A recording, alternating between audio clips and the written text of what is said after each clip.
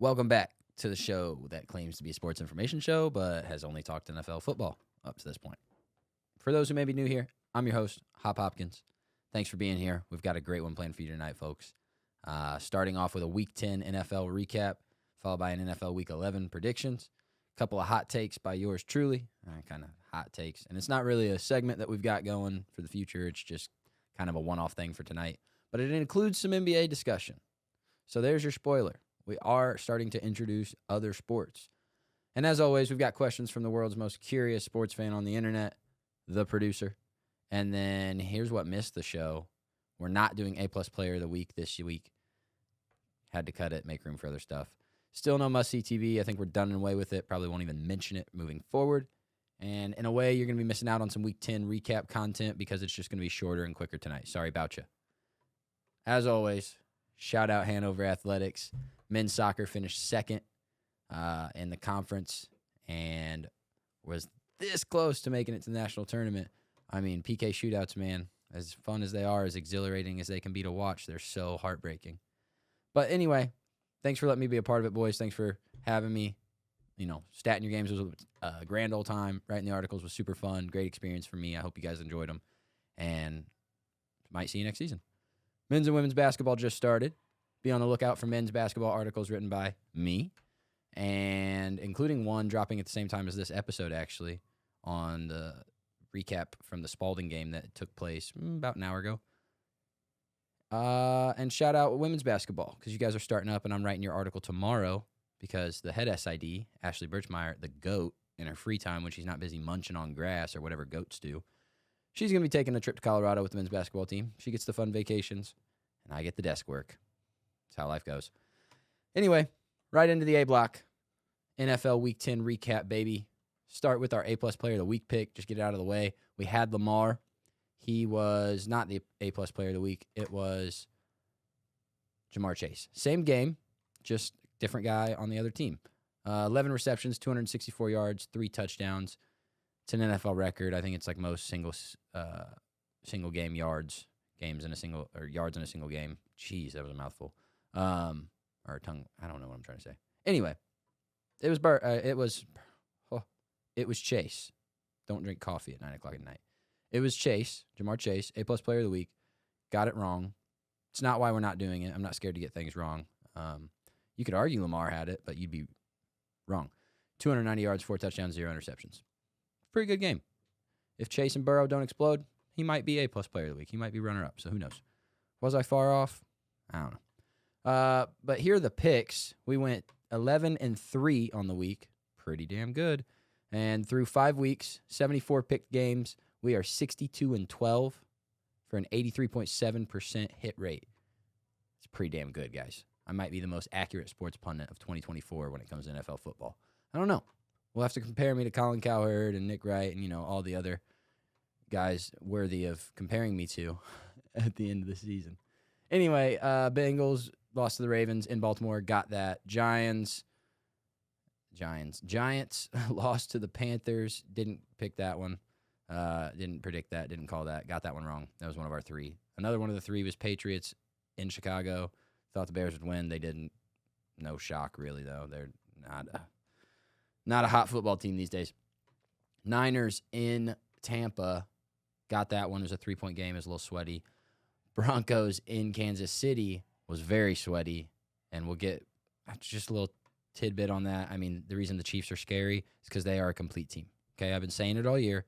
Patrick Mahomes hasn't played like Patrick Mahomes.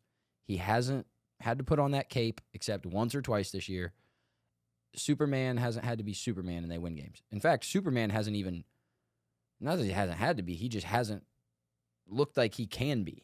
Which we all know he can, but my point is he's playing very bad, very subpar for his standards especially. And they're still winning because their special teams are blocking field goals. Anyway, Bills at Colts, called it, 10-point win. Didn't feel close for the Colts, actually. Watched the whole game, unfortunately. Steelers beating the Commanders, another sweaty one, another divisional game, but we called it. Vikings over the Jags.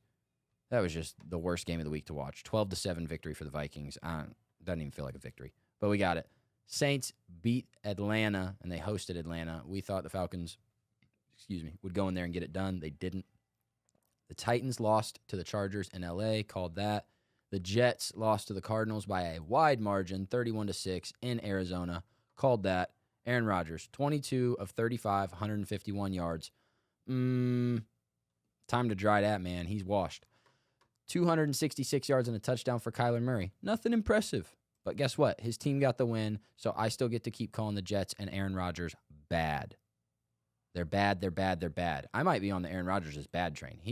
Honestly, he should retire at the end of the year. Because there's no way the Jets bring him back, and if another team brings him in, he's just going to tank another franchise, and that would be not cool. So, Eagles in Dallas, 34-6 win for the Eagles, called that one. 26-23 win for the Lions in Texas over the Texans, called that. And then the Dolphins beating the Rams in LA, called that. So that's your 11-3 week 5 by me. And moving forward into week 11, let's just jump right into Thursday Night Football tomorrow. Commanders at Philadelphia. I don't know that it goes well for the Commanders. They just had a tough divisional game. Excuse me. That's not a divisional game against the Steelers. Whoa. Scatterbrain today. Anyway, and I called it a divisional game 60 seconds ago and didn't catch it either. Shame on me. Anyway, they've got a tough divisional game against the Eagles. I think that's where the thought came from. Hope so, anyway. After a just tough, brutal loss and matchup against the Steelers.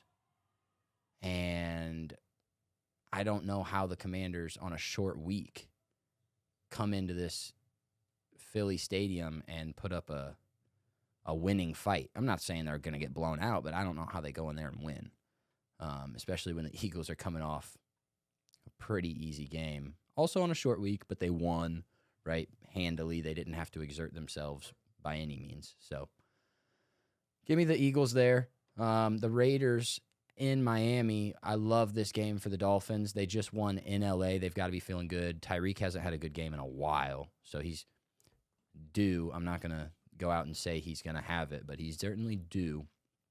And according to those standards, and them being in Miami, the Dolphins always play well at home in that warm weather stadium. It spells win for the Dolphins. I don't know. Browns at Saints. It's the worst game of the week. Could be just like the Jags and Vikings from last week, where Sam Darnold went full pumpkin mode. Pick'em game. Neither team really favored. Give me the Saints. I don't feel good about that pick, but there's a little bit more to believe in than there is in New Orleans than there. I don't even know if that's true, honestly, because Myles Garrett's still in Cleveland, and Nick Chubb is back, but Alvin Kamara is better than Nick Chubb is right now. Yeah, I'm going to stick with the Saints. Colts, Jets in New York. I said it last week. I'll fade the Jets all year long, and I'll live and die by it, and I'll be right more times than I'm wrong by a margin of more than 4 because the Jets aren't going to win very many games. Give me the Colts. I'm not saying the Colts are good, but I know the Jets are not good. So, Vikings in Tennessee. Give me the Vikings. Won't be close. Packers at Bears. Give me the Packers. Also might not be close. Jags at Lions. Give me the Lions. That definitely won't be close. Rams at Patriots. Also might not be close. Probably won't be a blowout, but it might not be close. And those are two different things. And if you don't know, then you'll probably never know. Ravens at Pittsburgh. That is my maybe game of the year right there. I'm sure Tomlin is a home dog. Let's check that out. He is. He's a 3-point home dog. Oh, give me the Steelers. I think the Ravens and the Steelers will split their games this year. Each one of them will win their home game. The Ravens are kind of on a heater. They've got to slow down at some point. Maybe they don't. Maybe this is the stupidest pick I've made all year, but give me the Steelers. That defense is great. Mike Tomlin finds ways to win games. That game is certainly going to be close. Yeah, man. Definitely no more than 5 points. That the margin of that game won't be any bigger than 5. Seahawks in San Francisco. Give me the Niners. Love it. Falcons in Denver. Ooh, Falcons are cool. Kirk Cousins. I don't know, though. I feel like every time I've picked him, he's just sold me. And the Broncos are good at defense. So, Bo Nix is kind of fun. He's kind of been having some good games this year. He's certainly had a schedule. He's better than anybody thought he was going to be. Sean Payton's really been, Broncos are 5-5, man. And they're a blocked field goal away from a winning record. Now, not that would have been a crazy impressive win. I mean, you didn't put up a ton of points, but you slowed down the Chiefs' offense with Patrick Mahomes. I don't know how hard that is, though, because it's not been hard at all this year for most teams. Oh, give me the Broncos. Give me the Broncos in Denver. Chiefs at Buffalo. Now this, ladies and gentlemen, if I was doing must-see TV, this would obviously be on it.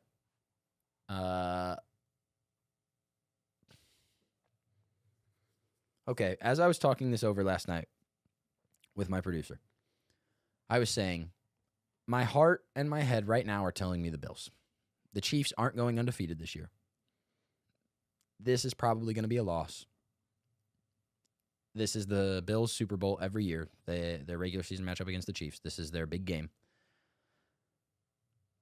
And Josh Allen's a freak, right? And he always gets up for big games. Pause. But, oh, man. I also said to my producer, don't be surprised if I change my mind on air. And while I feel myself being pulled towards changing my mind, I'm going to stick to it. I'm going to call. It's not even an upset because the Chiefs are 2-point dogs and they're money line dogs.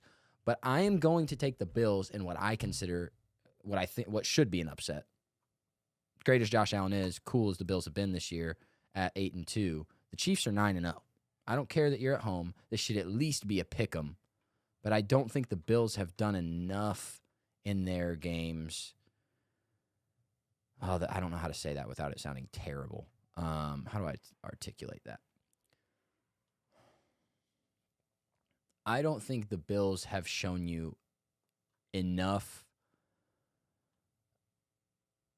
that they can beat you in as many ways as the Chiefs can, if that makes sense. The Chiefs can beat you on any given play, in any given quarter, on any given side of the ball. Offense, defense, special teams, doesn't matter. They will find a way to win the game if that's what they're wanting to do that day. The Bills are at the mercy of Josh Allen playing well. Josh Allen hasn't had a roller coaster pumpkin Josh Allen game this year. So is he due? I don't know. I'm still going to rock with the Bills because I believe in Josh Allen and the Bills this year, and I think it would be so cool to see Josh Allen have an MVP year. Not that I don't know if he can beat Lamar in that race. That's neither here nor there. But it just, the Bills, okay? The Bills. It's a hard pick, the Bills. If you want to hear more about it, talk to me in the comments. Bengals at Chargers. Oh, man. Oh. The Bengals just keep drawing bad matchups, man. That's a really good Chargers defense. A really good Chargers defense. I mean, they're 6th in the league in yards allowed, meaning they allow the 6th fewest yards per game. Their pass defense is top 10. They're ranked 9th in the league. Their run defense is 9th in the league. They are the highest scoring defense in the league. They have the 2nd best red zone in the defense in the league. They have the 5th best third down defense in the league. All this is from foxsports.com, by the way.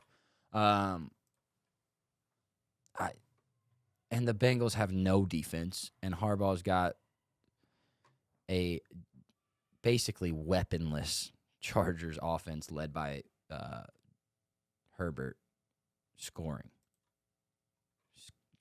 and winning games. They're 6-3. Give me the Chargers there. Last game, Monday Night Football, Texans at Cowboys. Give me C.J. Stroud and the Texans. Got to bounce back. You just had a game where you got 5 extra possessions and lost to the Lions still. So you got to bounce back. What better team to do it than America's team? All right, that is it for Week 11 predictions. Couple of quick tangent rants by me. First, what is the NBA so far? The NBA so far, in my opinion, has been kind of subpar. I mean, let's just talk about night one. Or let me break it down this way. Let me just compare the leagues, because if you would have talked to me as recent as even last year, I'm an NBA fan before an NFL fan. Now, that's really starting to shift. Over the last 2-3 years, the NFL has kind of brought me back in. I was a huge Colts fan, diehard growing up, and I still am. But after they dismantled the roster and let Manning go and then started to trade and just not sign a lot of those same pieces, Marvin Harrison retired. They brought back Reggie. They brought back Mathis, but they didn't bring back Freeney. They didn't bring back Dallas Clark, Joseph Adai, all those guys. And I get it. Some of them were aging out. But as a kid, it just destroyed me. I was 12 years old, and I fell off for a little bit, and then Andrew Luck kind of sucked me back in because he was so great. And I just loved watching some of the other guys in the league at that time, too. Back when Aaron Rodgers was good in 2012, that was cool. Calvin Johnson was obviously a freak. Julio Jones, those kind of receivers, right? Dez Bryant was fun to watch in Dallas. But I don't know. At some point in high school, I kind of fell off with the NFL and didn't follow it as much, didn't really watch it as much.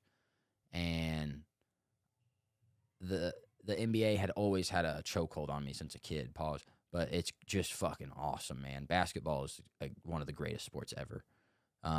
So fun to watch. You look cool. Like those athletes that are at their peak, like the LeBrons, the Currys, the Kyries, like those guys they look cool when they're playing their sport. You don't always look cool playing football, right? Like linemen don't always look cool. Especially the ones that look out of shape. Pay attention to the word look, by the way. A lot of those linemen, they might look it, but they're not, okay? And they're fast. Anyway, neither here nor there. My point about all this is the NFL has been a better product as a sports consumer as of late than the NBA has. NFL has injuries, yes, but it's a collision sport, so there's going to be injuries, but those athletes want to play.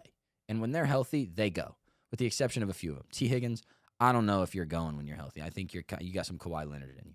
And that's kind of my segue point here is the NBA has gotten worse and worse as a product when it comes to putting their superstars and the players that the fans are paying to see on the floor. Kawhi Leonard out night one. Zion Williamson out night one. How many other superstars or just stars in general were out night one? I think Bradley Beal was already out night one. I think Devin Booker might have been out night one. I can't remember. This is 3 or 4 weeks ago now. Fact check me or whatever you want to do on Google. But you'll be in the same consensus that I am, regardless of who the names were. You'll see my point that there were several names out that it's like, why do I even want to watch the game at this point? And that's why it took me a minute to get going with NBA here. So I'm going to continue to talk NBA because I have started watching basketball again. I've gotten sucked back into watching Pacers basketball, which has been a pain because Tyrese hasn't been the Tyrese that we fell in love with last year, this year, but let's let him get going. I'll be patient. Basketball's a long season. It's a long grind. But that is kind of my concern and beef with the NBA right now is so far, particularly this year and in the years recently, the product you're putting out is getting worse and worse year over year, time after time, game after game. And I don't know what you do to fix it other than maybe decrease the amount of games so that it's less taxing on their bodies or whatever, or put some real rules, fines, restrictions in place against load management. Because the sitting out because you're sore and you don't want it to lead to an injury, I get it. No one wants to be injured. As a former athlete myself, I get it. And I can't imagine playing at that kind of level and what that's like on your body. But that's what you get paid for, bro. And I've seen superstars who can do it. The GOATs. LeBron, Jordan, Tom Brady, Peyton Manning until the latter half of his career when he had neck surgery or whatever. And it wasn't even the last half. It was like the last 3 seasons, really. But my point is, these great guys, they do it, and they play, right? But the ones that are supposed to be great and are the ones you want to watch always find a way to be injured. I don't know. Make it make sense. Maybe it's a generational thing, but figure it out. And then circling back to NFL, I'm not a coward. I'll admit when I was wrong, guys. I don't know that I was wrong on this podcast. We haven't really talked about him much, but I was certainly wrong with last year. Russell Wilson. He's at least serviceable. Okay? I'm not ready to go as far as to say he's vintage Russ. He's back. Like, he's cooking again. No. He's serviceable. You can certainly win games with him, clearly. The coaching in Denver didn't work for him. It's working with Bo Nix. So, hey. But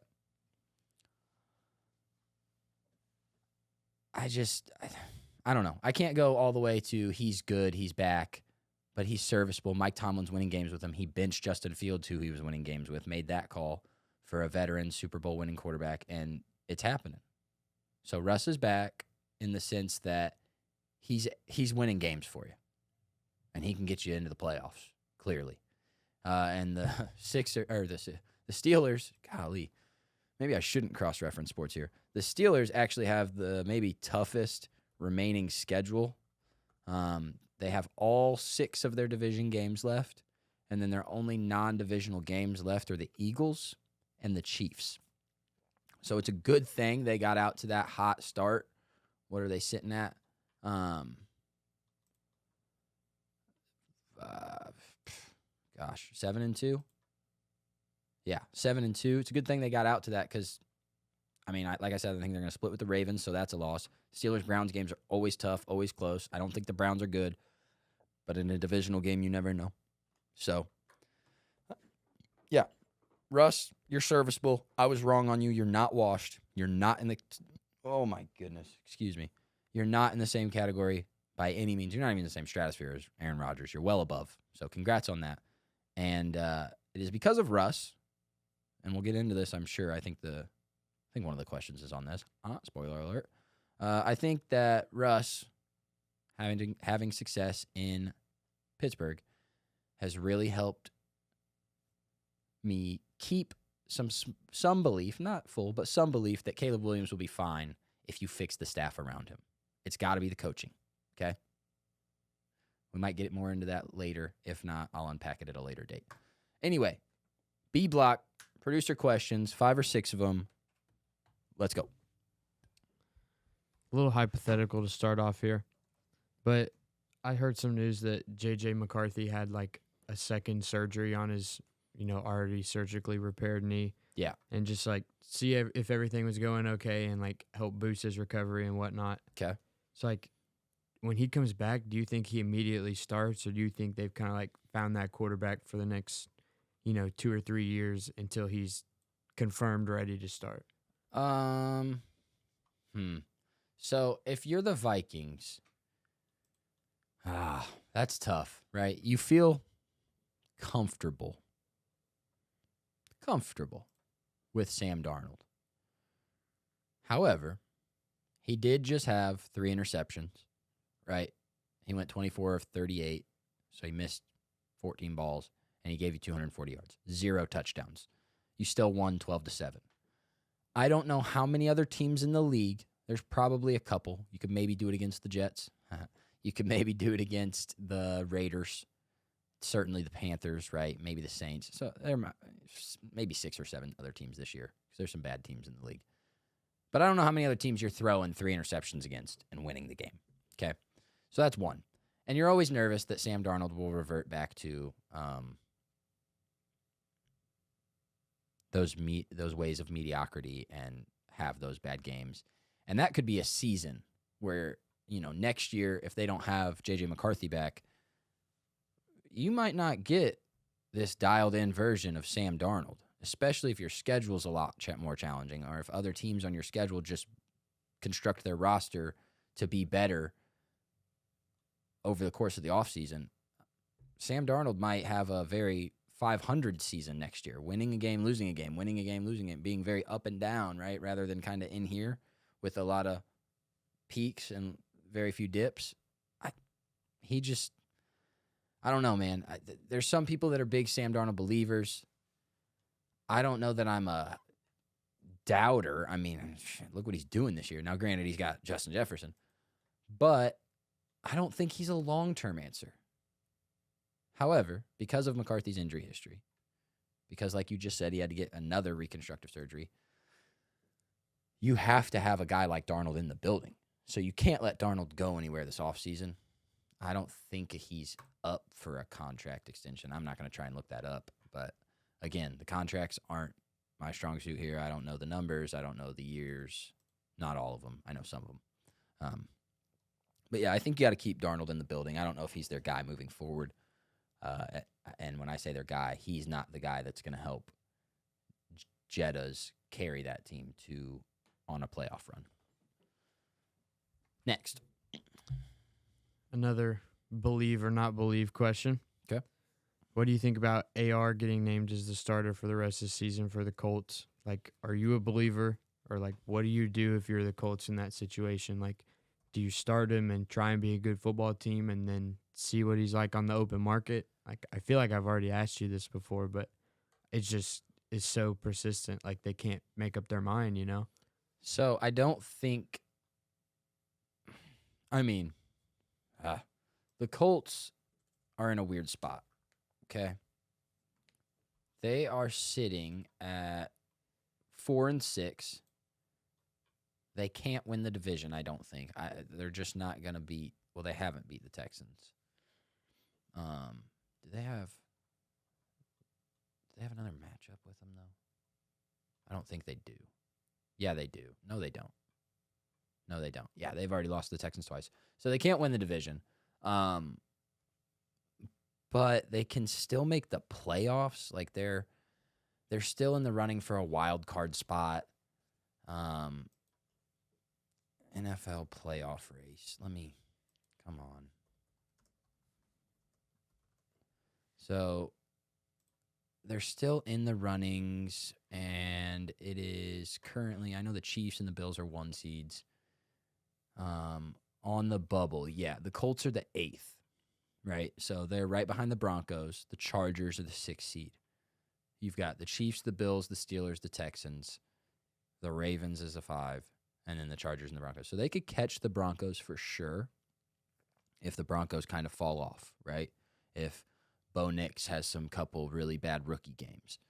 But the Dolphins are right there at 3-6, and if they heat up and in a bad AFC division, who knows? The Bengals, 4-6, but that defense has really just been selling them all year. And then the Jets, the Browns, Patriots, obviously they're all eliminated. There's zero hope. So the Colts are one of 3 teams left in the AFC, I would say, that aren't currently in the playoffs that actually have a chance of making it. I don't know if Anthony Richardson's that guy. I don't know if he's getting you over the edge. In fact, what I would say is I would be willing to bet he's not, certainly this year, and the sample size he's given us and it ain't there. But there's no sense in keeping Flacco in when Flacco's making the same mistakes. You're losing games the same way, and Flacco's pushing 40, and Richardson is young and could develop, or he could just give you the same outcome and you get the same draft pick while trying, there's no harm in losing games with a young quarterback. There's harm in losing games with an old quarterback because you have no even chance at upside. There's chance at upside with Anthony Richardson if you give him reps and try to develop him. If he doesn't work out, he doesn't work out, and you just go draft another guy. But I don't mind it. I think it's the right move. There's no sense in keeping Flacco in if Flacco's not going to win you games. So, long story short. On to the next. Yes, sir. Caleb Williams and the Bears. They fired OC Shane Waldron. Caleb Williams was quoted as saying he doesn't get to choose decisions, whatever that means. Okay. I'm personally not a believer in Caleb Williams. Didn't think he should have been 101. Okay. Cough, cough, Jaden Daniels. But, everyone said this was the best situation that a rookie quarterback has ever come into. but we haven't seen the fruits of, the labors. Sure. So what are your opinions on like coordinators being fired for an underperforming offense or defense?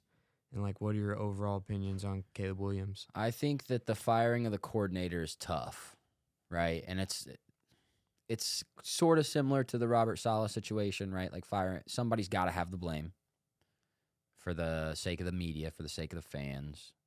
I don't think anybody's going to blame the first overall pick in this year's draft, There's blame to be held on Caleb. I mean, he's had some really bad games. Now, these last 3 games that everybody's grilling him for, I'm going to get into those in a second, and they're not as bad as you might think. They're not good by any means, but they're not as bad as you might think. As bad. I'm not saying they're not bad. They're not as bad, okay? But the firing of the OC, I think it was a step in the right direction.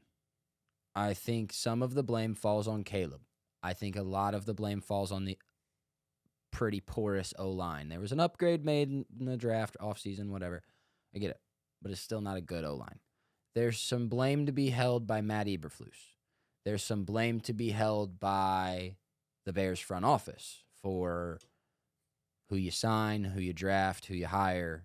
You guys just can't seem to get the right pieces around the board. And you don't even need 100% of the right pieces. You just need enough, and you can't seem to do that.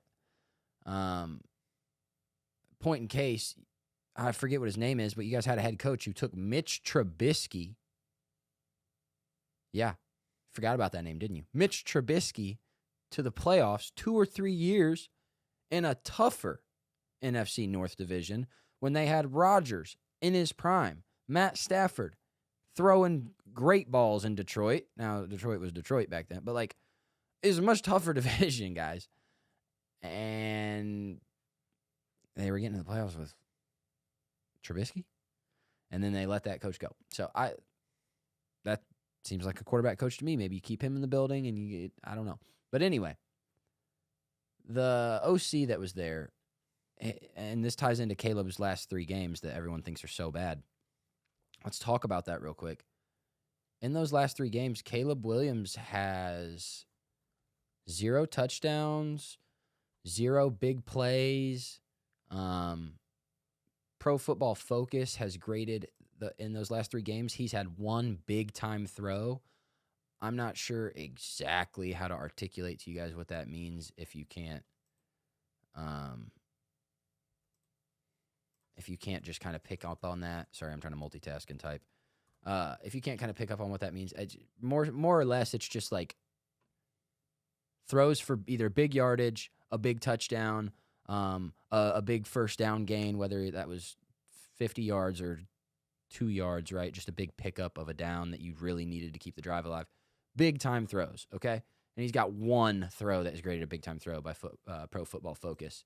And here's the kicker, though, right? So all that sounds terrible, especially when you consider 0 interceptions, 131 yards, 217, 120 yards, so 2 games below 200 yards. And I've been grilling Aaron Rodgers all year for never having a 300-yard game.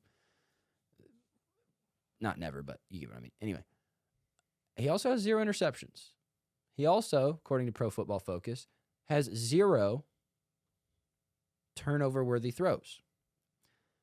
I'm not here to advocate and say because he had 0 interceptions and because Pro Football Focus said he had 0 turnover-worthy throws that he played an all right game despite not having touchdowns and big yardage. No.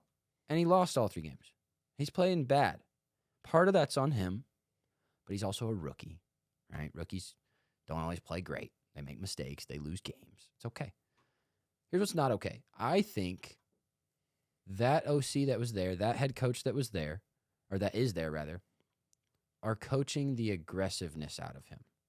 Hey, take care of the ball. Hey, be more patient. Hey, do this. Don't do that. Do this. Don't do that. That's not Caleb. That's not why you draft Caleb Williams.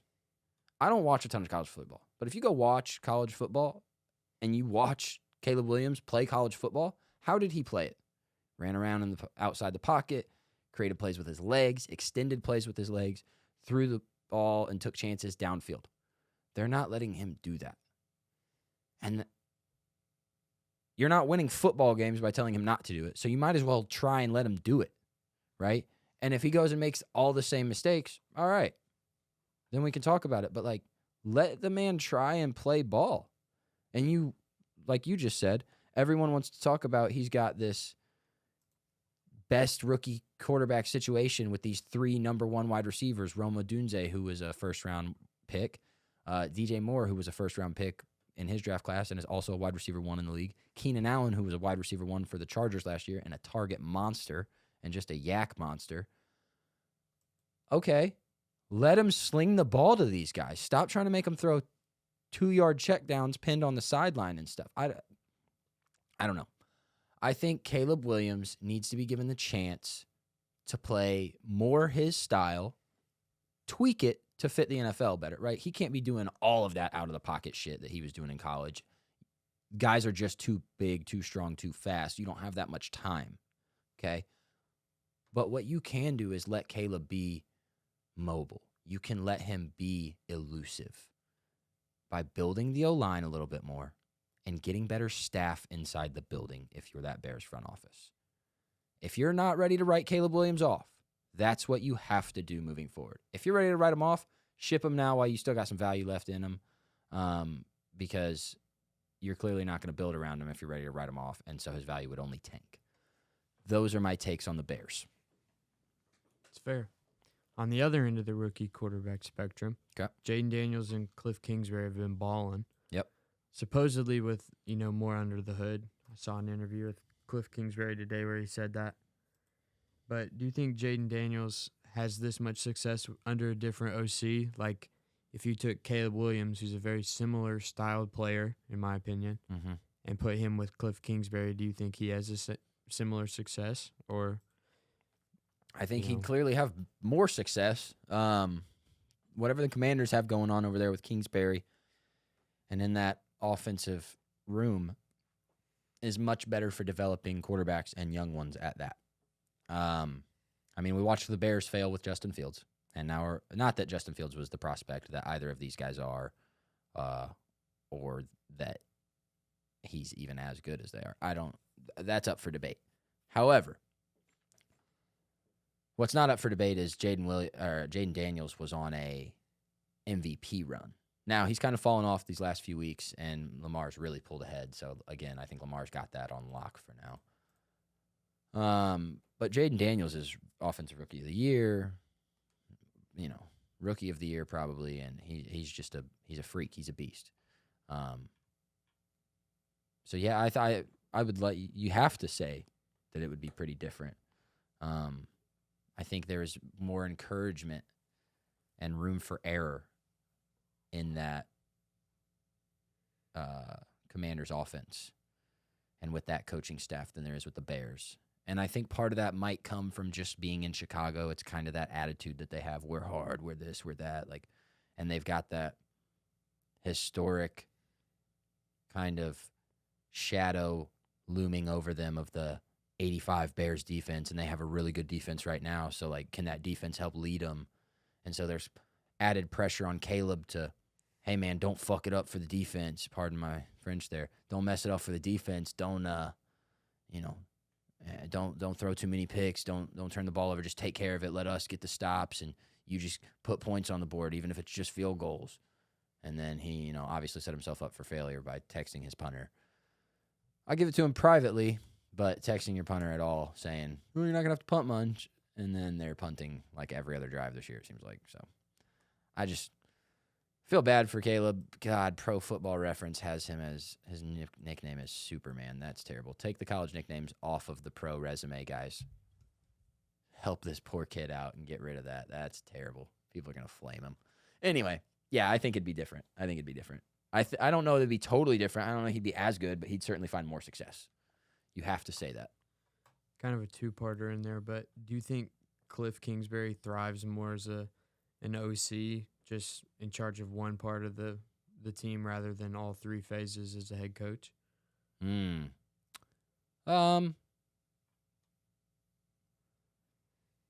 Yes. I didn't follow enough of the Commanders by any means when he was the head coach during his tenure there. And I still don't follow enough of them to give any weighted takes that should hold weight.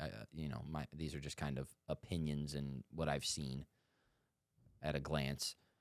But there certainly seems to be less pressure on him to perform as a whole. He doesn't have to worry about all the moving parts. Hey, you're the OC. Make sure this side of the machine works. Got it. He doesn't have to worry about the defense. He doesn't have to worry about our both coordinators doing their jobs. He's the coordinator. Do your job. Make sure your quarterback's coaches, are in order. Make sure your wide receivers coaches are in order. Make sure your personnel is up to par. If it's not, talk with your front office, talk with your head coach. But, it's just less on his plate. So I would say he's got an easier course and workload, and that has to be less stressful for him, and that's got to be enabling of better performance. It's fair. Okay, next on the list, a little bit about the MVP race. Obviously, Lamar's the easy front runner, and rightly so. But do you think he slows down enough for anyone to catch up, or do you think anyone's even capable of catching up? So, quick tidbit about the NFL MVP award. It's a quarterback race every year. It's a quarterback award. So, quarterback stats 2024. I don't foresee him slowing down enough for anybody to catch him, especially when you go look at the remaining schedule. I think I might have. Yeah, no, I was right. They've got the Steelers twice. So, but again, I believe they're going to split those games, so call that 1-1. They've got the Chargers on Monday Night Football in L.A. Could be a tough one. I don't think it will be, though. I think they'll win it. Then they play the Eagles, who I think they'll beat. They play the Texans, who I think they'll beat. They play the Giants, who I think they'll beat. And they play the Browns in Baltimore, and they've already beat the Browns this year. Oh, I'm sorry. Actually, they lost to the Browns this year. That's right. That was a terrible game. That was like week 4, week 5. What week was that? 1, 2, 3, 4, 5, 6, 7. Week 7. Yeah, and that was a bad one. Oh, that was our second week picking. Now it's coming back to me. Tried to get rid of that one, apparently. That memory. So, yeah, they've got 1 or 2 losses left on their schedule. They'll finish at 12-5, I guess. Yeah, I mean, at worst, they win 11 games. So you're not going to catch Lamar in the wins category unless you're Mahomes, you're Brock Purdy. But he's second in yards, only behind Burrow, and he's only behind Burrow by 4. He is. Come on. He's like first or second in yards per attempt. He's not way up there in attempts because homeboy's getting so many carries. How many completions has he got? He's not up there in completions. What about completion percentage? There we go. Of course, all these receivers that have thrown one pass. 69% of his passes are being completed. Touchdowns. He's second in the league in touchdowns. Passing touchdowns. Okay. With Derrick Henry, the touchdown merchant on the goal line. How many first downs has he gotten? He's third in first downs. I mean, yeah, he's got a couple games this year with damn near perfect quarterback ratings. He's fourth in quarterback rating, or in passer rating, not QBR, sorry. The only people above him are non-quarterbacks. So, he leads the league in all – he's top 5 or either leads the league in all the major quarterback stats. No one catches him. Lamar's MVP, third one. That man wins a Super Bowl or 2 or 3 or 4. If he wins 4 Super Bowls, he's going to be in that top conversation. You hear me? He wins 3 of them, he'll be in that. He wins 2 of them, he's in that conversation. Lamar Jackson wins 2 Super Bowls and has 3 regular season MVPs and at least 1 Super Bowl MVP. He's in the top 5 conversation all time. Has to be. And he keeps adding those yards. Oh, yeah. All right. Next. Last question? Yeah, last question. Let's rock. And first NBA question that I've ever had. So who's your way too early pick for Rookie of the Year? And who's your, or maybe a little bit easier, but who's your favorite rookie to watch? And like, who do you think got to steal the draft? Man, you are killing me because I have not been watching a ton of the rookies this year. What I do know, and this is going to sound super dumb because people probably don't even know that this is an option, but a lot of my stuff for rookies is based off of fantasy, NBA fantasy. Yes, it's a thing. No, it's not as fun as NFL, but it's not as fun as NFL because most people aren't as interested. If people had more interest and if players played more and weren't out all the time, it'd be a little more fun. But the NBA is soft. Players are out all the time and doesn't have as big of a fan base, so it's not as popular. But Jared McCain here is leading the rookies in points per game. Zachariah, am I saying that right? Zachariah Ristisher? I have no clue. How do you say that man's name? Plays for the Hawks. I don't know. Zach Edey's been kind of impressive. Anytime he seems to be getting more than 20 minutes, or at least 20 minutes. I got to be up above this mic. Anytime he's getting more than 20 minutes, he's putting up pretty decent numbers, what you would expect from a rookie of his size. Dalton Connect is apparently pretty okay. He's averaging 6 points a game. So I don't know what that means. Shit. The numbers are telling me Jared McCain. I guess I got to start paying attention to some more of these rookies. But Jared McCain seems to be leading the race. He's also got, I don't know, though. This kid for the Hawks, Ristisher, Zach Riz. I'm just going to call him Zach Riz. Zach Riz has 11.7 points a game, 4 rebounds, basically an assist and a half, and then he's a steal and a block per game. But he's shooting 37%. I don't know what he is from 3. But what is he from 3? 24%. Yeah, I mean, Jared McCain's got to be it. 38.5% from 3, 45% from the field, 2 assists, 2 rebounds, steal every other game, and he's averaging 2 more points a game. Yeah, give me Jared McCain as the rookie front runner right now. According to the numbers. That is 0 viewing analysis. That is purely number analysis in a quick nutshell. And what was the second part of that question? Like, who do you think maybe got a steal, or who would be your favorite one to watch? Grady Dick has been having some pretty good games for the Raptors, and I liked him heading into the draft. I thought he had a good NBA build. I think his play style. Don't think he's a rookie. Fits Grady Dick. I don't think he's a rookie. Did he get drafted last year? Yeah. No way. I'm pretty sure. Grady Dick draft class. I'm like 99% sure. He got drafted with Wembanyama. Yeah, he did. 2023 NBA draft. Embarrassing. See, this is how checked out of the NBA I've been. I forgot what rookies are in what class. I was embarrassed. I thought I was the one that was wrong.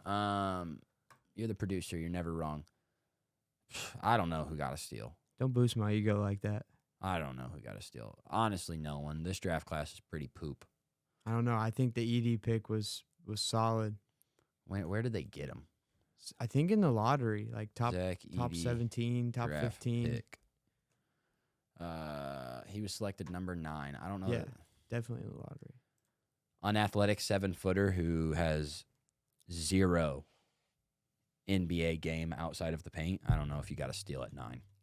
In today's league, I don't know if that's a steal. I don't see the steal, but I just love the pick. I want him to be good. That's fair. That part's fair. All right. That is all we got for you guys tonight. We have like doubled our subscriber count. I think we were at 18. We're at like 38, 40 now. I can get at least 5 likes on the video, right? Come on, guys. Help me out. Give me some 5 likes. Somebody drop a comment. I love the Go Horse from Homeboy. But somebody else drop a comment, bro. We need some engagement. We need some interactions if we ever want to grow this thing. Pause. And if you guys want to be a part of it, hop on the train now because it ain't going to be in the station forever. Anyway, like, share, comment, subscribe. Send it to your mom. Send it to everybody your mom hates. Tell her to talk about it in the nail salon. And you talk about it in the barbershop. And we should be up in no time. All right. See you guys next week.